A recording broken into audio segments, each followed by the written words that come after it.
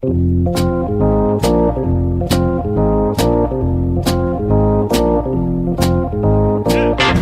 us a little bit about what you saw and being able to relay that message to Cora when you watched Kimbrel pitch and kind of help out so he wasn't tipping his pitches.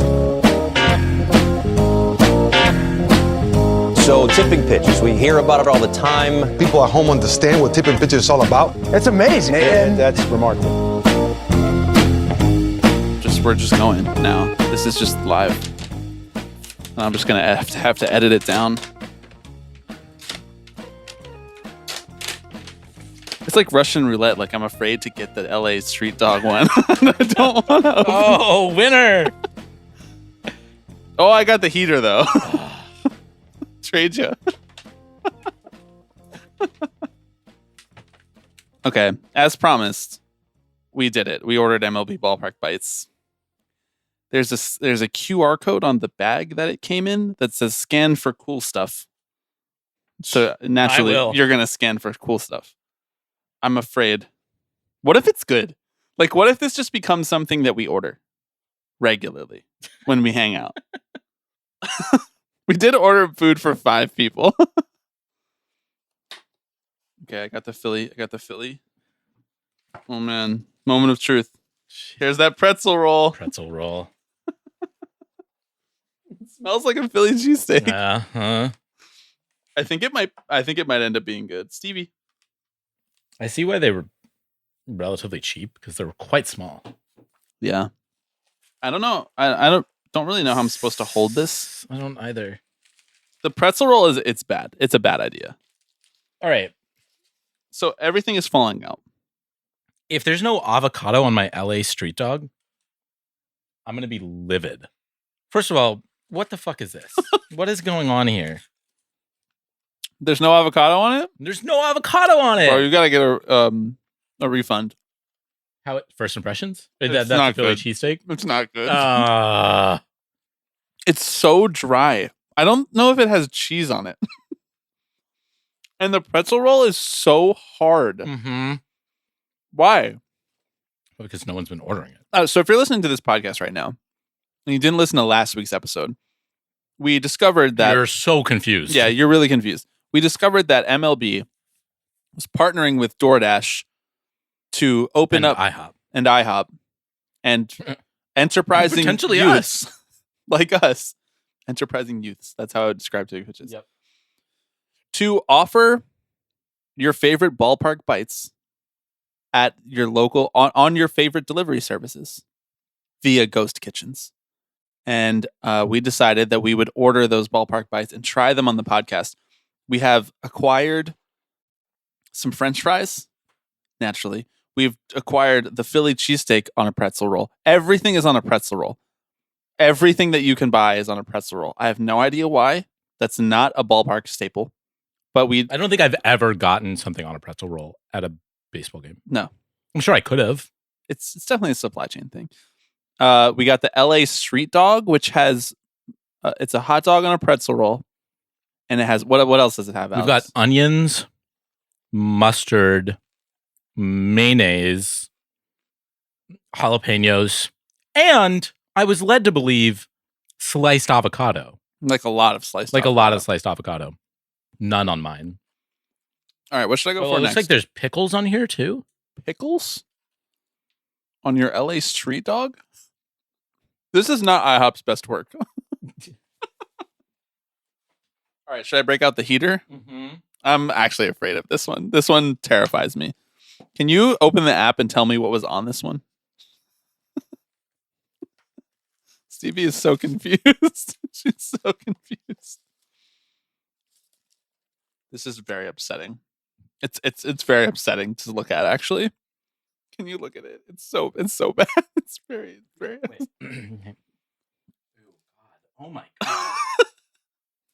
All right, on the heater, we have crispy chicken strips made with all natural chicken. Okay. That's I would good. hope so. With hickory smoked bacon, sauteed jalapenos, serrano peppers, and onions and cheese sauce. I love a good and cheese this sauce. is not the one that has mayo and mustard. No, that was mine. Oh, okay, how was that? Honestly, you took a bite. You didn't tell me how it tasted. How was it? You're right. I'm gonna give it like a 5 out of 10, which Could is be worse. maybe a little better than I expected. I think actually with the avocado, that probably would have bumped the number down a little bit. Would have bumped it down Yes, I think it would have detracted from the overall experience. because the avocado would have been bad. Probably, yeah. First thoughts, heater. It's good, actually. Wow. It's way better than the Philly cheesesteak. Oh my Do you want God. to try? I kind of do. All right. Let me get one more bite of it. I have some fries over here. We've not touched our ballpark dog. Mm-hmm. Just passing you the heater. Would you like to try my LA street dog? Kind of. Okay. It's so much mustard. It's a lot of mustard. Oh my God. Why did they do that? Regrettably, I think the heater, which sounded like the most insane thing and like dumbass idea, is the best thing so far. God, I just love hot dogs. They're so good. I know. A hot dog is a fucking perfect food. Even though last week on the pod you were like, I don't eat hot dogs very often.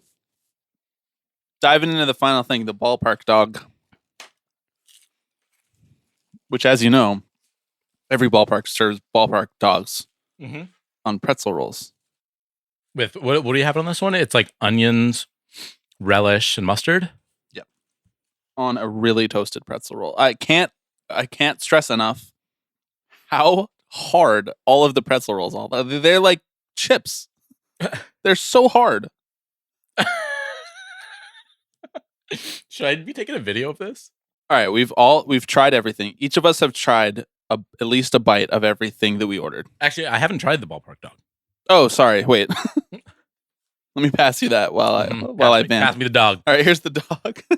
Steve, speaking of the dog, Yeah. Stevie is very interested in what we decided to do on the podcast today, and she'd like us to continue to do more stuff like this. I think ultimately what I want to know here is, Are any of these sandwiches? they're all sandwiches. Don't get me started. Don't get me started. Especially on the pretzel roll. There's like a loaf of bread on each side of the meat. Number one, why didn't they put any cheese on the cheesesteak? Number two, is this a worthwhile endeavor? Not us doing this, but like MLB Ballpark Bites. Do you think there are people whose lives are being improved by this? Pardon me. As we do this recording. Yep. The cheesesteak is inedible. I struggle to understand why anyone would choose to order this at home. Versus just like finding somewhere that made real food. Yes. Like, the thing about ballpark food is that I think it tastes really good when you're at a ballpark. Like, that's kind of the point of it. Is like, it's a little greasy. You get it really quickly. I just noticed, by the way, that it says now batting ballpark dog. That's what it says when it tells you what you're eating. Now batting ballpark dog. That's what it says in the container that it came in.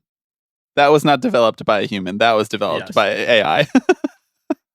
When you scan that QR code, by the way, it just takes you to like MLB.com.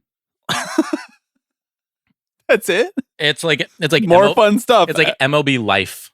Okay. With like a bunch of MLB just headlines. Okay, great. Including the fact that you can now order MLB Ballpark Bites. Well, what more would you need to know as you're eating your ballpark dog than what's going on in MLB? I think without first of all, I don't think any of these are particularly good. They're all bad. The pretzel roll makes them all taste like very similar. Yep. Like they just all have a bready aftertaste. It's heinous. Delicious. Heinous decision. Give me a fucking potato roll. I personally probably liked the hot dog based ones the most, actually. Okay. Because they tasted most familiar. Like they tasted like Right, something.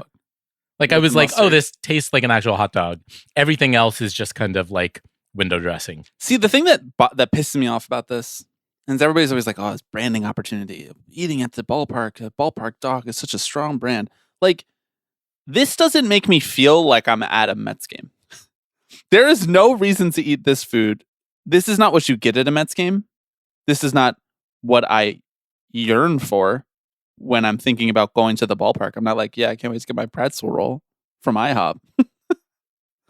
Honestly, the fries, like, okay, fries. I love fries. Yep.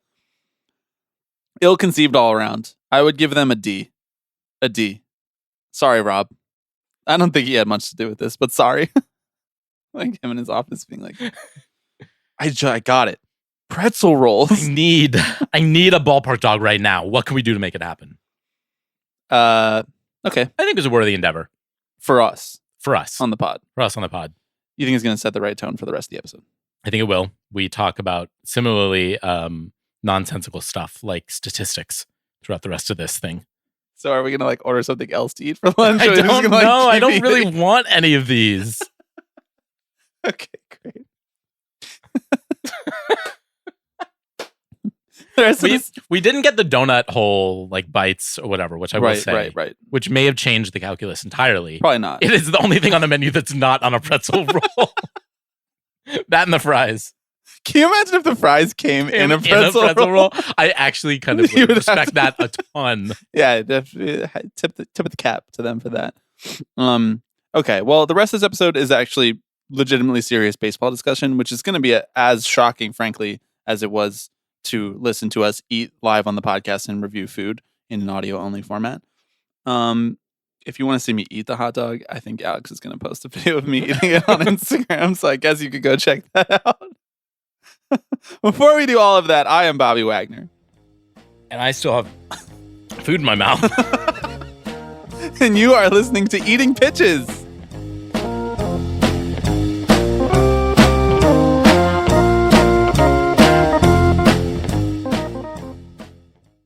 Normal way to start a pod. Thank you to this week's new patron, Orbit Sucks, for giving us the funds to do what we just did. Your Patreon dollars are hard spent here at Tipping Pitches Industries. They're not being wasted on things like going to the ballpark. They're being used for things like ordering from the IHOP Ghost Kitchen 4 blocks away from here so that we can have lunch live on the pod. We're making these sacrifices so you don't have to. I just want to be very clear. By all means, do not eat the LA street dog. Do not eat the heater. Heater? Is that what it was called? Uh-huh. Do not eat that. We ate it. We can tell you, don't eat it. No, today on the podcast, on the real part of the podcast where we talk about baseball, which is actually increasingly rare on this show, we're going to talk about baseball. Like very deeply. Oh my God, it's going to be such whiplash from that stupid open to this podcast. I'm calling this reckless extrapolation. How do you like that? That's good. Really SEO friendly. 2 words that people are always just like, I go to Google and I'm like, reckless extrapolation. Yes. We're over a month into the season. The A's are 17-17. Mm-hmm. The Mets are 17-18. We're neck and neck. Just like we thought. Are the A's good? Not according to you. I tried to get them into this exercise, and unfortunately, every number that I looked at, it was like, nah, they're not good. I checked them all. I checked all the numbers, and the numbers were like, no. That's interesting because the one number that I pay attention to says they're 500. They wouldn't be in the playoffs, though. So They 500 are is actually good. closer to first place than they are a To wild last card place. spot right now. Oh, they're closer to first in their division than they Yes. are to. Yeah. Okay. Well, that's because the AL East has actually good baseball teams in it, and the AL West doesn't. Shade of the Mariners. The Mariners are fine. They have like a AAA lineup, especially when Julio Rodriguez is not Julio Rodriguez, Yeah. which he hasn't really been for this year. But we're not talking about the Mariners. I don't know if they're going to come up in this. A former Mariner is on my list, but I don't believe that any of our reckless extrapolations feature the Seattle Mariners, unless I'm forgetting one. We're over a month into the season, like I said, so we're going to take some. We're going to take some of what has happened, and we are going to extrapolate it forward. The original concept for this was what would be the most fun things if they stayed stable throughout the rest of the season. I think we strayed a little bit from that, and we just really looked at some small sample size stuff, and we're like, wow, that's kind of crazy. Mm-hmm. Each of us have come up with 4 things that we have noticed throughout the first month of the season that it would be notable if it stayed this way through the rest of the year. Would you like to kick us off? Sure. You want to talk stolen bases? Sure. I think Rob wants us to talk stolen bases. Well, it's working. Some people were like, Bob, you got to stop reading Twitter conspiracy theories when I was like, Rob Manfred told the official scorekeepers to call more things stolen bases. And I Yeah. was like, do you realize that this whole show was born out of that mentality? Right. Exactly. Just like going to Twitter and being like, this is true. we did a whole episode about conspiracy theories. Yes, we did. Some of your best work. I appreciate that. We gotta revive that. I think we've said that multiple times now. We've talked about like blowing it out into its own whole series. Mhm. And that requires a lot of work. It does require a lot of work. You know what also requires a lot of work is stealing bases. But Not really. But players are getting good at it because they are making it easier on them. You know what the most work that you can do for no reward is? Steal on a foul tip. And then you just have to run back to That first. is true. That Yes, sucks. it Because does you don't suck. know that it's going to be foul. You have to basically run it out like it's actually in play. I think it's actually worse to steal on like a fly ball because not only do you have to run to second, you also have to run back to first. You can't even like catch your Jog breath to back. jog back. Yeah. You're like in play still. Okay, so what's up with stolen bases? We're on pace for roughly 3,600 of them, Okay. which for context would be the most in roughly 100 years. Oh, wow. So we were a little bit behind pace to start this season off. I remember discussing that on the podcast briefly, but we're back up to speed then. We were. That pace is back up. I will say that like caught stealing is up slightly as well. So I think attempts just overall are on the rise. We're recording this on May 5th. Cinco de Mayo pod. You were like, I'd like to take off to honor Cinco de Mayo. Right. And I was like, no, we have to eat food that honors the tradition LA of, street taco. of Cinco de Mayo, like the LA street dog. You know how they do it down in Mexico is on a soft pretzel roll. Soft pretzel rolls. It kills me. Why are they all on soft pretzel rolls? Through March and April last year, there were 602 stolen bases. Through March and April this year, we're at 672 stolen bases. So pretty significant So difference. like a significant jump. Okay, great. I love a stolen base. Good. Well, I hope you see more of them. And that is a selfless thing for me to say, because you know why? The Mets don't steal bases very well, and they do give up a lot of stolen bases. I think they've caught like one runner this whole year. Oh my God. It's really bad. That is really bad. It's really bad. And you can't even blame just Francisco Alvarez because he's been out for the last few weeks. And so Omar Narvaez, no. Tomas Nido, who's back on the Mets, baby, we're back. No, not catching anybody. Well, it's good. So they're spreading the love. Yes, exactly. They are contributing to this trend, and I have to thank them for it. Are there any particular players who are contributing to this trend? There's one in particular who's he's on your name list I later. refrain. Okay. I'm going to refrain from saying. Bad hosting by me. Poor job. What's interesting is it's not even like there is a larger group of players stealing a lot of bases. You know, like it's not like there are 20 players who've stolen 10 bases at this point of the season versus like 10 players who hit that mark last year. It's just broadly across the board. I think more players are running and finding success in it. So Rob, masterclass. Rob's on a little bit of a hot streak. He is. You know, I can't stop thinking about the umpires union, by the way. Okay. Speaking of things that same. were wrong about. All of the stuff on our bingo card. None of it has come true yet. Wow, you're scooping my last last extrapolation. Well, I was watching the Aaron Judge ejection this morning.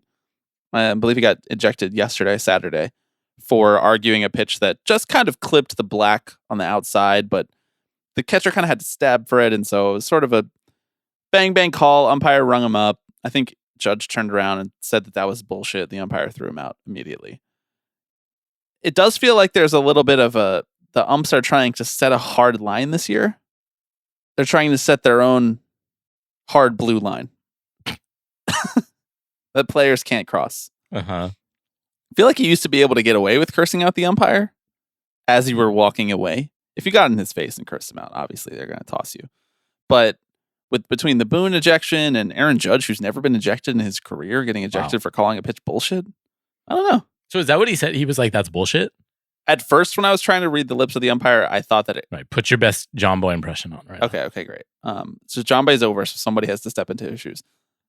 I thought that the umpire was suggesting that Aaron Judge called him a pussy. Okay. Because, bullshit. That kind of sound like It looks similar when you say it out loud. And I was like, maybe warranted to eject him for that. Yeah. You shouldn't really be yelling that at the ballpark. I wouldn't do that. Yeah. But calling a pitch bullshit, I mean, come on. That's not even really a curse word at this point. No. It's just a concept. I don't know. I personally would not have ejected Aaron Judge. A lot of frustration going on for Aaron Judge these days. Not having a good season. No, he's not. Maybe could have put him in here in reckless extrapolation. Reckless extrapolation. Aaron Judge is done. Is done. Is over. A Aaron lot Judge of people, is over party. I mean, he's a pretty big guy. It goes quick.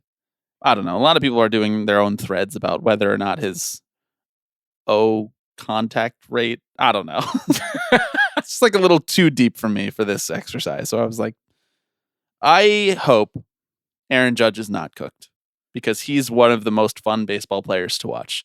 That is how magnanimous I am. Not rooting for a Yankee to be done. Yeah. I mean, to be clear, he's still been an above average hitter this year, which is like says something, right? Based on what? Based on what? What stat? WRC plus. Nah, whatever. Yeah. Fuck it. What does that stand for? He's hitting 200 and he has like a 340 on base percentage. He's amazing. Like, come on. Dude, I was looking at Fangraphs pitching leaderboards today, just trying to come up with some notable things to share here in this reckless extrapolation. Dylan Cease's batting average on balls in play that he's allowed, 192. Is that good? I don't think that that's going to hold up. 192. I mean, it's generally thought of to be league average BABIP is around 300. It fluctuates 20, 30 points every year, but 192. That would be a historic batting average on balls in play. Okay. First reckless extrapolation for me. There are only 3 relevant contending teams in Major League Baseball. And those 3 relevant contending teams are the Philadelphia Phillies, the Los Angeles Dodgers, and the Baltimore Orioles. The reason I chose those 3 teams is because those are the only 3 teams right now that are top 10 in the league in pitching WAR and hitting WAR, which is not really a thing that is necessarily a requirement in the sport of baseball. I think in basketball, if you're top 10 in offensive and defensive efficiency, that's generally thought of to be like, okay, you're a legitimate title contender. It's very hard for you to win the title if you're not in those. Baseball, a little bit looser because you can be so dominant on one end or the other, or you can get wild variance come playoff time if you just sneak into the playoffs. Like, I don't think the Texas Rangers were top 10 in pitching WAR last year. Could be wrong, but they were definitely top 10 in hitting WAR. So if you have one that is so much more dominant than the other, you can sneak your way in. But this was just a framing convention that was fun for me to say that the Braves aren't a title contender. Okay, good. They have legitimate concerns. Well, it's that, and it's also a way for me to do a little bit of a mea culpa on my Orioles hatred. Man, that's a good baseball team. Yep. Holy shit. They are fucking loaded. Yep. The pitching looks pretty good. The bullpen, extremely shaky. But if there's one element of the team that I would trust Mike Elias to actually trade for and improve, it's the bullpen because it's a little bit of a lower price. Those guys are rentals. It fluctuates year to year. More teams are willing to sell at the deadline for bullpen pieces than they are for legitimate cornerstones of their team that would improve the Orioles in places that they need to, like starting pitching long term. I think that the Orioles are incredible. Phillies first in pitching, 8th in hitting. Dodgers 10th in pitching, 1st in hitting. Orioles 8th in pitching, 4th in hitting. This is Fangraphs WAR, by the way. The only WAR that I acknowledge. That and Glass WAR. That and Glass WAR. I think the big surprise for me in there was the Phillies, who are in first in the NL East, by the way, and have a better run differential than the Braves, and are 8-2 in their last 10. Yep. Their pitching is insane. Yes. Ranger Suarez just turning into the best left-handed pitcher in baseball. Yeah, Ranger Suarez being the best pitcher in that rotation. Well, let's not get carried away. Zach Wheeler is still pretty amazing. But if we're doing reckless extrapolation, right? If we're doing just based on run prevention, all of the underlying data would still suggest that Zach Wheeler striking out 11 per 9 this year is still the ace of that rotation. But Ranger Suarez being a legitimate number 1 or number 2 starter, that changes the dynamic, especially given all of the pitching woes that Atlanta is going through. Of course, the Atlanta lineup is going to continue to mash. They are just way too good to be held down for too long. And right, it is still the best lineup in baseball right now. I think the Dodgers are better. I disagree. Well, the Dodgers hitters have amassed 11 WAR, and the second team on that list is like 7.5. So a lot of that has to do with another guy that I have on my list here who we're going to talk about. Yeah. But it's all still a little bit squishy at this point in the season, especially when you're looking at something like WAR, who has wider error bars. Team WRC Plus probably a better indication of how well the team is hitting, just because WAR for hitters also encompasses team defense as well too. So there's like a little bit of variance there if we're just talking about lineup. You could flip a coin. I mean, either of those lineups is not fun to face. I think that the Dodgers have more of an ability to blow a game wide open in one frame, whereas the Braves have a slightly better top to bottom lineup than the Dodgers. But you can look up all of a sudden and you had to face Betts, Ohtani, and Freeman, and you've given them 5 runs, and now the game is just over. Oh, and by the way, Max Muncy 2 home run game last night as they put a smackdown on the Braves. So I see where you're coming from. The Braves are the most like well fleshed out roster, probably. But on the pitching side, yeah, lots of question marks. Dodgers have question marks too because of health and stuff. But the answers that the Braves are hoping to find come in the form of Max Fried staying healthy, which is tough, and 41-year-old Charlie Morton and Chris Sale staying healthy, he's been good pitcher when he's on the mound, but they might need more reinforcements there than any of the top contenders need anywhere else in their roster, which is a weird thing to say because they're kind of like the death. I mean, I've kind of thought of them as like the Death Star of MLB for the last 2 or 3 years. Just no holes up and down the roster, but maybe slightly more questions than usual. And I think that might lead to a closer NL East race than we thought 1 month into the season. I think the Phillies could win the NL East. Yeah, that's what I'm saying, which would be really funny. That would be really. Yeah, the Orioles don't even need Jackson Holiday right now. They have the luxury of being able Thankfully. to... Thankfully. Right, yeah. They have the luxury of being like, yeah, the top prospect in baseball. Take your time. No rush. Especially since he was like the 4th best hitter on the AAA team so far through that season. Right, exactly. The rest of that lineup has like a 1,200 OPS or whatever. Like, when are the Orioles going to call up Kyle Stowers? Been waiting. Yeah, or Kobe Mayo. They don't have roster spots for these guys. I know! Get a fucking reliever, Mike Elias. God. That's Yenny or Cano erasure. I didn't say they have no relievers. It's just Craig Kimbrell's been in a lot of tight spots. Yep. Not what you want. Ask the Phillies how that goes. All right, what's next on your reckless extrapolation? You asked who's leading the way with stolen bases. Mm-hmm. It may not surprise you to hear that the answer to that, or it may surprise you to hear, I don't know, that the answer to that is one Ellie De La Cruz of the Cincinnati Reds. I mean, it's only like 3 steps for him to get from first to second. Yes. This man is unreal. I mean, he is 22 years old, right? He has stolen 19 bases so far. Once again, I want to point out it is May the 5th. May the 5th be with you, Bobby, as the saying goes. We got to put that in the past. Like, he's on pace for 85, 90 stolen bases right now, which again is not to say that these paces are going to keep up, but that's not what this segment is about, right? It's about being a little bit reckless. He is, I mean, he's, you mentioned BABIP. He's posting a ridiculous BABIP right now. Yeah. Batting average on balls in play of 375, which is going to come down, although he's the kind of player who is able to run a higher BABIP than most players because of the speed. Because he hits the ball so fucking hard. Right, exactly. Good luck fielding that. Yes, exactly. He's able to make plays closer than they probably should be.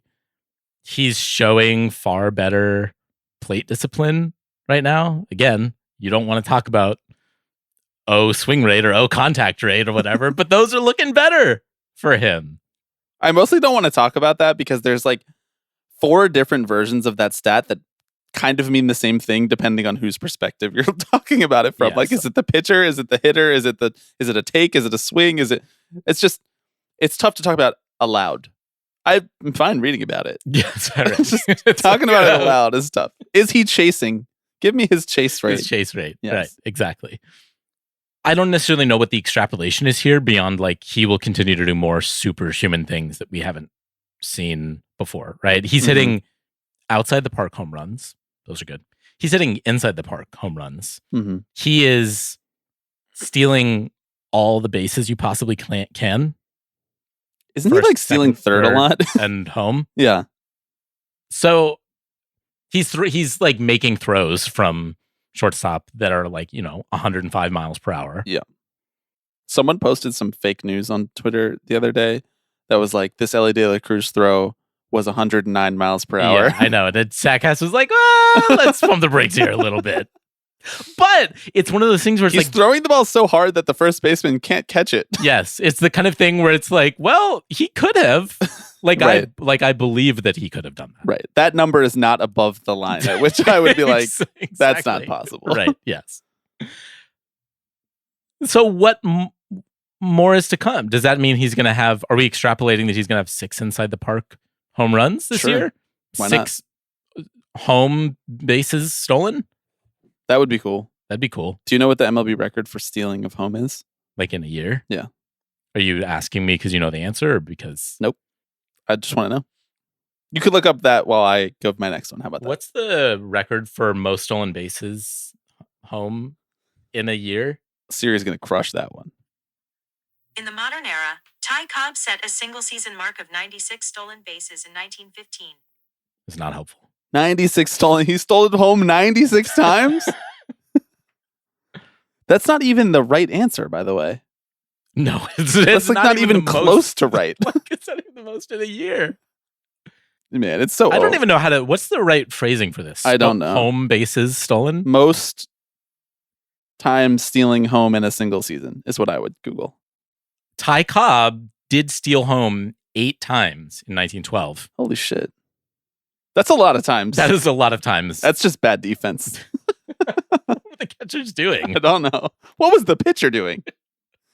Randy Arozarena, Mets are playing the Rays right now.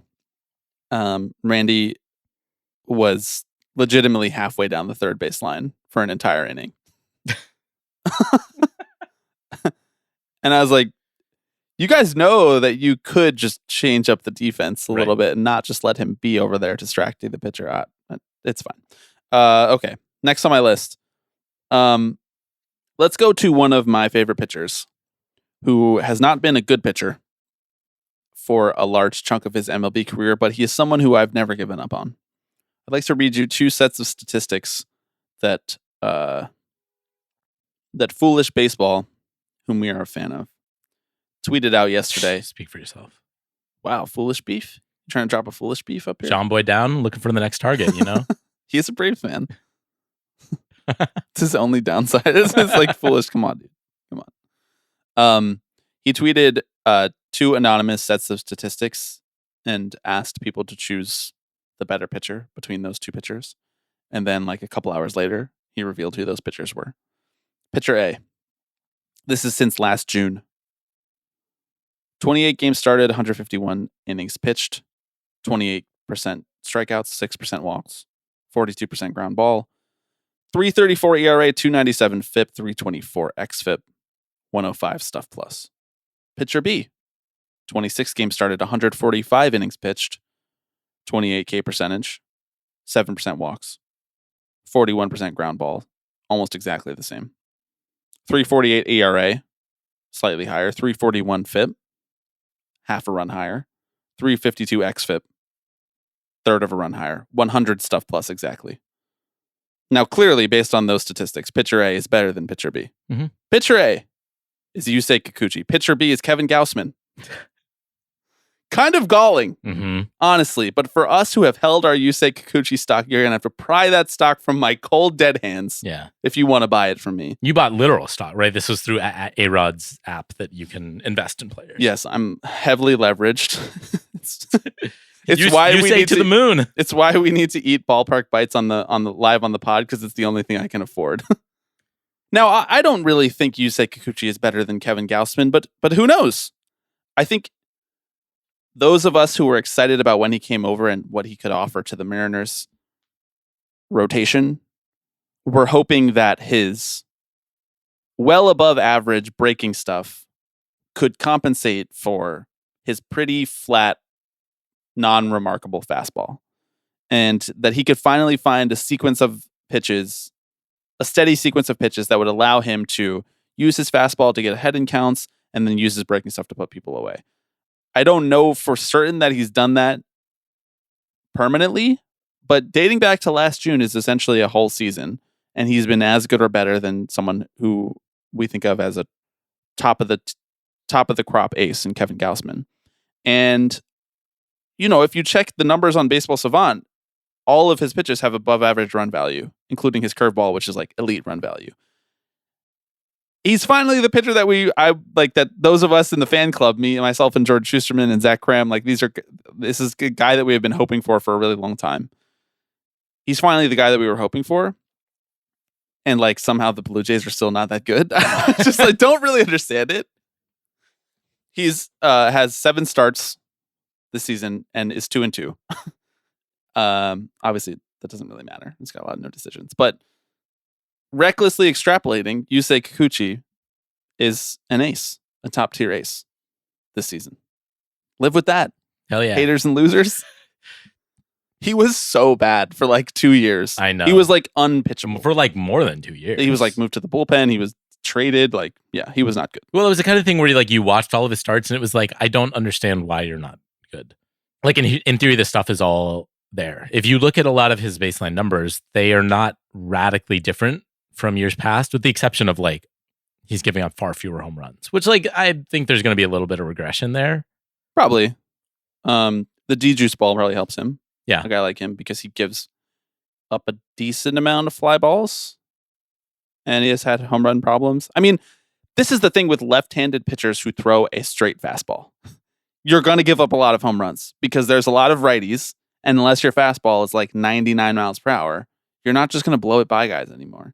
And he's in the mid 90s, he's reached back for mid to higher 90s at times throughout his career. But even still, he's not going to get that by people unless he's playing it off of his other off-speed stuff. And when you finally have 2 off-speed pitches working, it's a lot easier to do that. The changeup and the curveball and the slightly different shape of the breaking ball slider. That stuff is all kind of working right now. And he's a really fun pitcher to watch aesthetically too. He's not, to me, he is the anti-Snell. Whereas Snell will never attack a hitter. And at least Kikuchi will. Right. He's going to give up home runs, then fine. But at least he will not just nibble the whole time. He's going to make the hitter beat him. Yeah. And unfortunately, the hitters were beating him for 3 years. But it's okay. They're not anymore. That's my reckless extrapolation. Okay, what's next for you? We can stay on the theme of pitchers. Okay, great. I have another pitching related one too. Oh, great. Fine. It's really only just pitching and hitting. That's the whole. This is the whole thing. This conversation feels a bit like a fever dream because I feel like I vaguely remember you reading off ground ball rates for pitchers in the last conversation, and that's just really jarring to me. What do you mean you were talking about his pitch values? Just like to let people know that sometimes we can evaluate baseball. We choose not to. Right. We can do it. Yeah, we choose okay. not to do it because it's not our strong suit in comparison to the rest of baseball media necessarily. Right, exactly. Which is why we're dedicating an whole episode to episode this to- right now. But everyone else who would talk like this about baseball, did they start their episode by eating the LA street dog on a soft pretzel roll? So true. Exactly. No one else can say that. Exactly. Have you heard of Mason Miller? I have. Yep. He is he's currently the closer for the 500 Oakland Athletics. Hang the banner. That's right. 500 through 34 games. Hang the banner. Dog, Mason Miller. Enjoy it while it lasts, everybody. Enjoy it while it lasts. Why? Because he's gonna be on another team and or have Tommy John. Okay, cool. Thank you. I really appreciate that. That's one way of extrapolating. He is striking out more than 50% of the batters that he faces right now. Yeah, he's like Edwin Diaz with 3 extra miles per hour. He has not given up a home run yet this year. His fastball velocity is averaging 101.2 miles per hour. Uh-huh. He has a normal amount. He has a negative FIP. No, that's good, right? Which again is in due.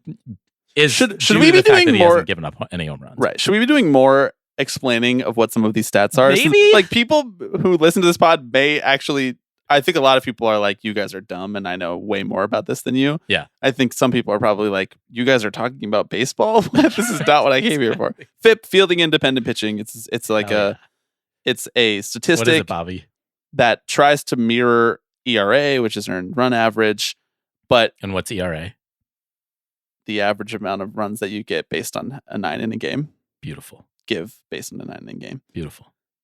And FIP just tries to measure the expected results versus what actually happened. So like it only factors in walks, strikeouts, home runs. Right. It's measuring what's within the control of the pitcher, Yes. basically. Yes. It's a controversial statistic, I'll tell you that. But you know what? I believe in FIP. I'm a FIP believer. I don't think it's super controversial, right? I think it's like it is because people are like, more. There's a lot of stuff that happens that's not walks, strikeouts, or home runs. Well, yeah. You know? And pitchers can control a lot of that stuff. But for the most part, I think it evens out to the point where FIP is a useful number to look at in context. Yeah. I will also note, I wrote these notes down last night. Last night it was negative 0.87. Today it is actually negative 0.006. So I want to amend that. He is still technically on pace for a negative FIP this year, but it is slightly worse. Still has not given up a home run. I mean, again, if we are extrapolating, it would be the lowest FIP of all time, beating out Craig Kimbrell in his 0.78 in 2012.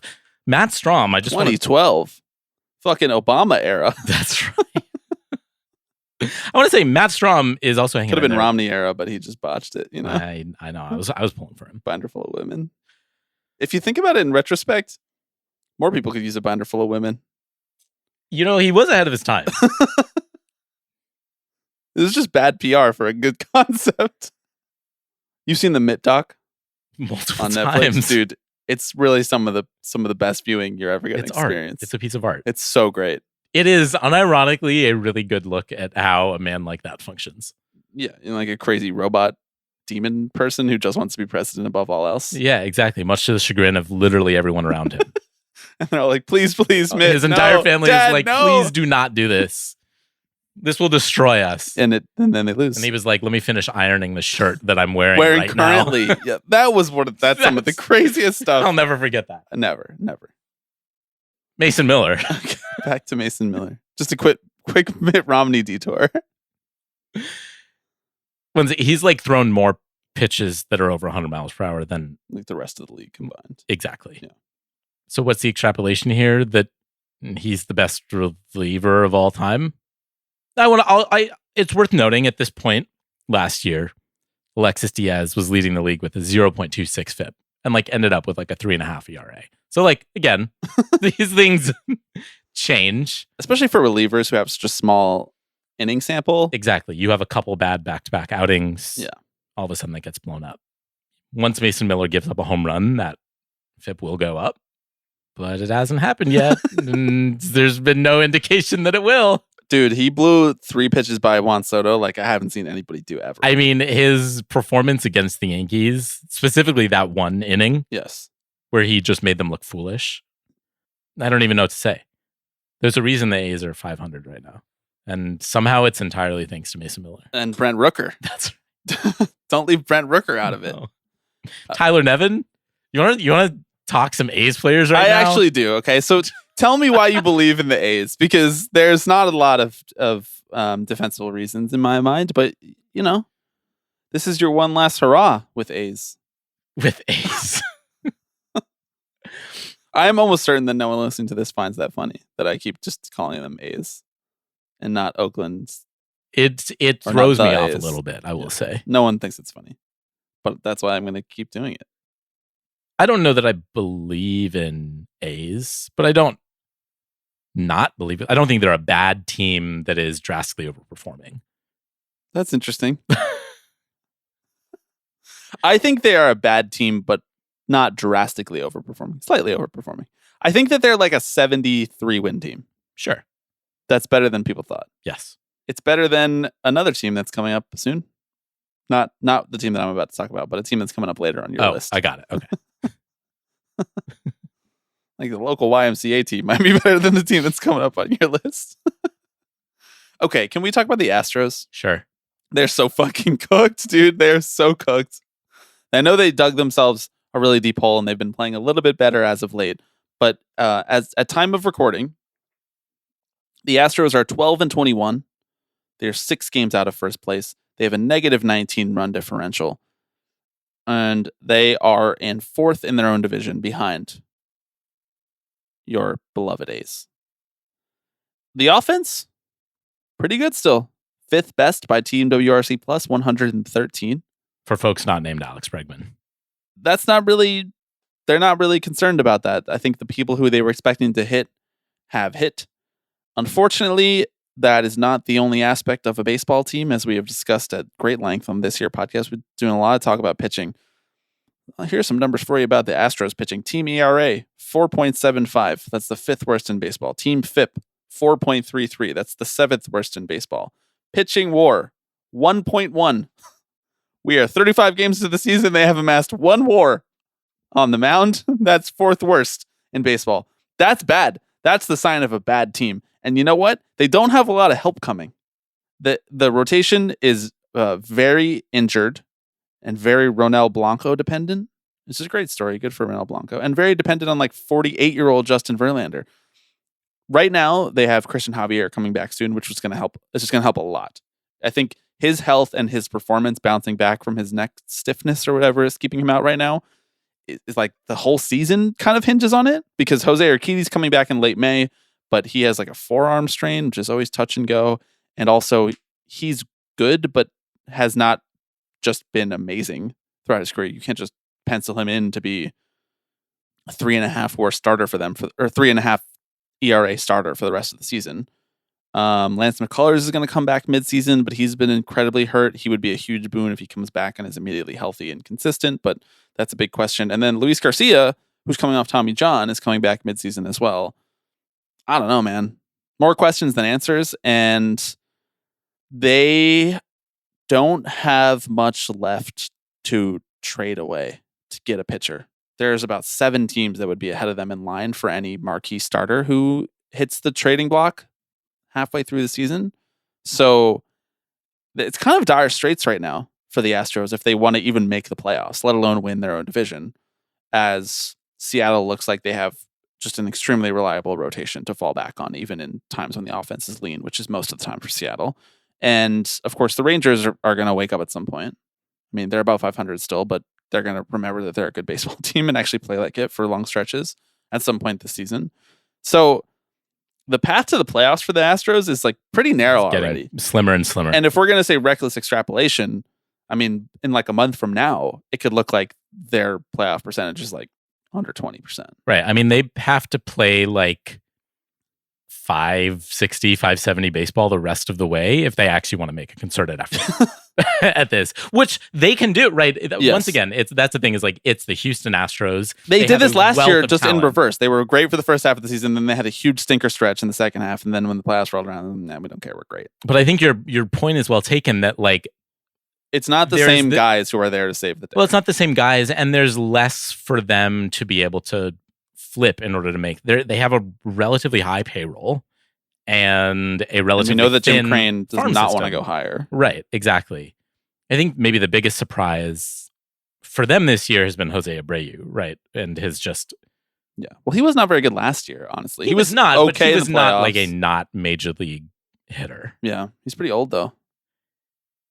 He is, yeah. But I think at least in my mind, he's been a very consistent player for much of his career. Yeah. Right. He accepted an optional demotion to like their development facility, right? Because he's hitting like 0.99 this year. Mm-hmm.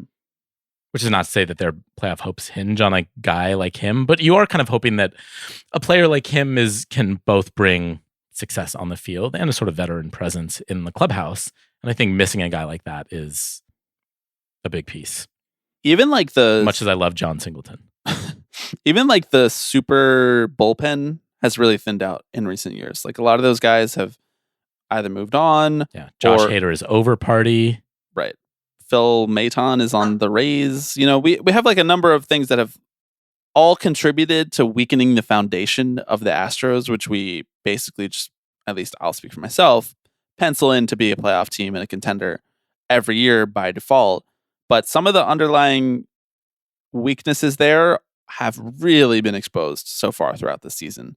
And again, like pitching, there's 9 innings in every game. You got to find somebody to throw those innings. And if your starters, we're seeing with the Mets, whose bullpen has been amazing, but the starting rotation is just not holding up their end of the bargain, and that's not sustainable. Like, you're not going to win a ton of games if you can't get at least 3 quality starts every 5 times you go out. So, and I don't know where that's coming from for the Astros.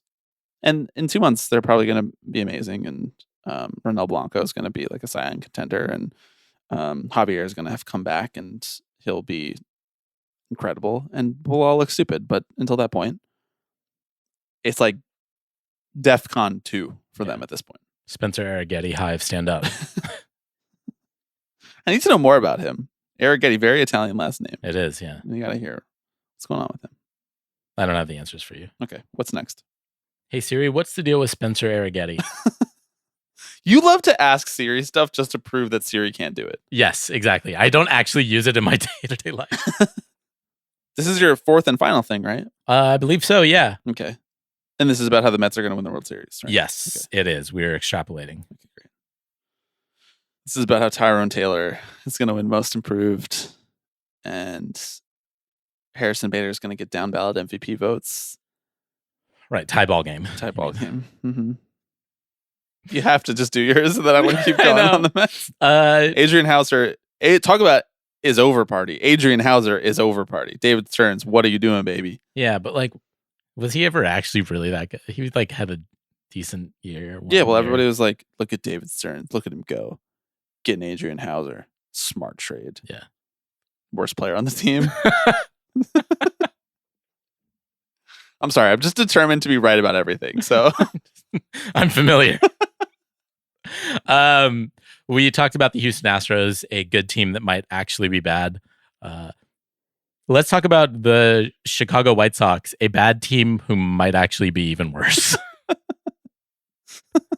I'm rooting for them to lose every game after the whole eclipse thing when they were in the path of totality, but the whole team was like, we're not going to go look at the eclipse. We're focused on today's baseball game.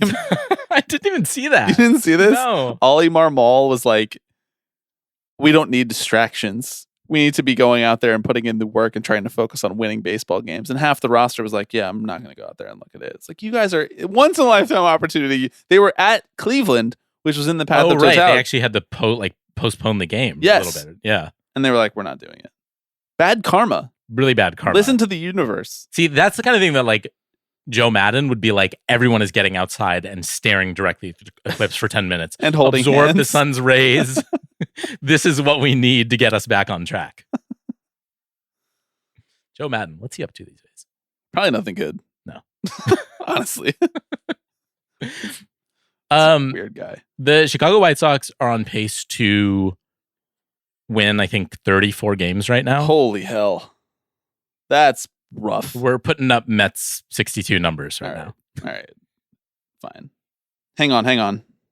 Breaking news. The Blue Jays need to find a new way to use Eric Swanson out of the bullpen. They're concerned about him tipping pitches. Just got that Google alert. Every time we get an alert like that, it's like so-and-so maybe tipping pitches, my head just goes to like Patrick and SpongeBob being like, no, I'm tipping pitches. And I just can't stop my brain. It's an involuntary like knee-jerk reaction. Episode is the greatest cartoon episode of our lifetimes. Mm-hmm. I'm Dirty Dan. No, yeah. I'm Dirty Dan. That is good shit. Good shit. And he's wearing like the cowboy hat, and then Sandy's in hibernation, and it's just fucking awesome stuff. So far, our 2 pop culture recommendations from today. Usually, it's like me recommending 17 movies. Yeah, but so far today, we have that single episode of SpongeBob, the I'm Dirty Dan episode, and the Mitt Romney doc from his presidential run in 2012. You know, pretty good way to understand our brains. I'll just say it. I know. There's very little positive you can say about the Chicago White Sox this year. Just try. You can try. They have that crazy new drink. I don't even know what you're referring to. No, yeah, it's like a s'mores like Oh, I like did see shake this. or something like that, right? Yeah, that looks like my stomach would hurt for 3 days. Yeah. I have a very weak stomach Well, when it comes to sugar. I think you'd probably feel worse after watching a Chicago White Sox baseball game, to be quite honest. Yeah, I don't know. Say something nice about the White Sox challenge. Impossible. Andrew Benintendi remembered he's an okay baseball player. Did he? Kind of. He got a couple home runs during that little streak they went on. They're keeping Tommy Pham employed? Are the White Sox better than the Angels without Mike Trout? Who, by the way, is never going to have a healthy season ever again. Right. And also is going to be on the Angels forever. Yep. No. I think the answer is no. It's closer than you want if you're Artie Moreno, but yes, I think you're right. Yeah, but the Angels have like some decent pitching at the very least. Reed Detmers is like not bad. Yeah, he's fine. He's fine. He's fine. Griffin Canning is like he's below fine. Remember a couple of years ago, the Angels just drafted 27 pitchers and like 2 of them made it. Yes. And it was all like, we need pitching now. We're trying to get these guys, they're MLB ready. They drafted them all and they're all just fine. Like, who could have predicted that just drafting a bunch of fine college pitchers would turn into a bunch of just fine pitchers at the major league level? Horribly run franchise. Horribly run. I struggle to know what to say about the White Sox. They have the worst offense in baseball. They have arguably the worst pitching staff in baseball. They have no reinforcements on the way. Second worst owner? Second worst owner he's doing his part. Yeah. I gotta say. Yeah. He's throwing his hat into the ring. Yeah. He's making it a close race. He is making it a close race. New ballpark, How do maybe? you feel about Danny Mendick? Like, Not good. okay. Not good. All right. What happened to like anything good about the White Sox? Remember when they had this myth 3 years ago? They had this exciting, promising young lineup, at least, and a couple of pitchers came in here and there, but like Eloy, Luis Robert, I guess that's Tim Anderson, all these guys kind of hit their 25th percentile outcome all at the same time as the owner intentionally trying to undermine anything good about the team. Yeah. Well, Robert's hurt, right? He has a hip injury. As per usual. Yes, as per usual. Eloy has been Bad. not very good. I mean, you're trying to look for silver linings in guys like Gavin Sheets and Andrew Vaughn, which is fine. Yeah, Once Andrew again- Vaughn's tough. Like, he was only ever going to profile as a really good MLB player if he just mashed his way to it. Right. They have. This is a fascinating lineup. Fascinating is one word for it. Like Tommy Pham as your 2 guy. He's the only good hitter on the team. I know. They had fucking Kevin Pillar batting cleanup for like a week. Jesus. Kevin Pillar is still playing baseball? Yeah, he's on the White For Sox. the White Sox. Yeah, dude, it's bad. All right, can I talk about a good player? Sure. Yes. Talk about a good player. Alex, Mookie Betts is on pace for a 13.4 F4 season. Now, that would be the greatest season of all time. I think it might be like first or second behind a Babe Ruth season. Babe Ruth, by the way. Not sure if you know. Pretty good. Has like the top 4 seasons ever. He has 2.9 WAR, Mookie, through just 35 games or whatever, however many the Dodgers have played. That is insane. I don't think he's going to keep that pace. He could. I could be wrong. He could have put up a 14 WAR season and just completely break our expectation of what is possible on a Major League Baseball field in 2024. Even if he slows down a little bit. Let's just say, reckless extrapolation, Mookie Betts, and it's not even that reckless at this point, Mookie Betts puts up an 11 WAR season. There have been 26 11 F WAR seasons all time. Total of all time. In the 21st century, there have been 4. 2022 Aaron Judge, and 2001, 2002, and 2004 Barry Bonds. That guy was pretty good. Mm-hmm. And Mookie would be the 5th in the 21st century. I first looked at predicting that he would put up a 10 WAR season, 10 F WAR season, thinking that would be more rare. That's been done a bunch more times, including by Mookie him, Betts yeah. in 2018. Mm-hmm. So I was like, let's bump it up. Let's get those. Those are rookie numbers. Let's get those up a little bit. 11 is my lucky number. Let's say 11 F4. Mookie Betts. I believe it. I believe it can happen. And it would be extremely rare throughout the course of baseball history. There's not very many things that have only been done less than 30 times in baseball history. We talk about it all the time for perfect games. But Mookie has the chance to put up a full season of just unprecedented production. He's unbelievable. And he just keeps getting better. He just, it's reminiscent of, honestly, like 2014 era Trout, where you would look at it and you'd be like, gun to your head, find a hole in this guy's game, and he will just fix it by next season. It's like that for Mookie, where it's like, you can't, just the bat to ball skills are unbelievable. The defense is incredible. And now he's just turned that into just incredible slugging. He's just hitting everything out of the park now, or for extra bases. And not to mention, he's just playing shortstop. He's just the Dodgers shortstop. It's insane what he is capable of doing. Well, what I love about this is it is not like he is mashing, but it's not like he is leading the league in home runs. It's not like he's on pace for like a 50 or 60 home run. Right? He's on pace for like 27, 28 home runs and like 32, 33 stolen bases. So again, his second 30-30 season is, I think, within reach. The other one being that 2018 season. I thought he did it last year too. Maybe he didn't steal 30. I don't think he had 39 home runs. He was very close. But again, it's like he's making improvements in his game in ways that don't necessarily like jump off the page. He is walking more than he ever has in his career. He's striking out less than he ever has in his career. He's getting on base at like a 470 clip, right? Like, and he's like, it's just silly. He's like a 206 WRC plus. Like, it's just silly. Ridiculous. It's silly. And you can't do anything with him because it's just Ohtani and Freeman next. So like, what, you can't pitch around him because it's crazy because Ohtani's mashing too. Yeah. Despite the elbow injury, despite all of the off the field distractions, despite the fact that he's only DHing and he's not pitching, which is something he prefers to do for his like mental readiness. It's just, I can't believe how good he is. I know. At this point last year, he had like a 135 WRC plus and ended the year as finishing second for MVP. Right, exactly. He's just like, okay, we're going to add 70 points to that. Like April is supposed to be the time of year when like offense is down a little bit. Ball starts flying a little more as it gets warmer. Yeah. He admitted that he was going for 40 last year, 40 home runs, that he wanted to have a 40 home run season, something he's never done.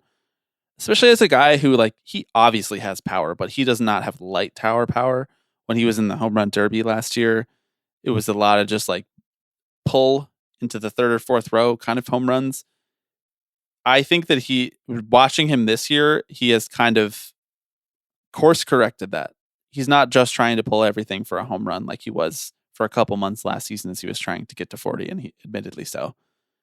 And it's just such a treat to watch someone who is so gifted to be able to just tinker with stuff to such incredible results year to year and always be just a baseline 3.5 or 4 WAR player. He's stunning. He's a stunning baseball player. Even watching him play shortstop, it looks a little clunky, especially the throws to first base have not been great this season as he's kind of tried to adjust to that footwork. He obviously has an incredible arm, but kind of got to dial your arm differently for right field versus shortstop. Yeah. It's just a delight. It's a delight. I'm never beating the Dodgers fan allegations.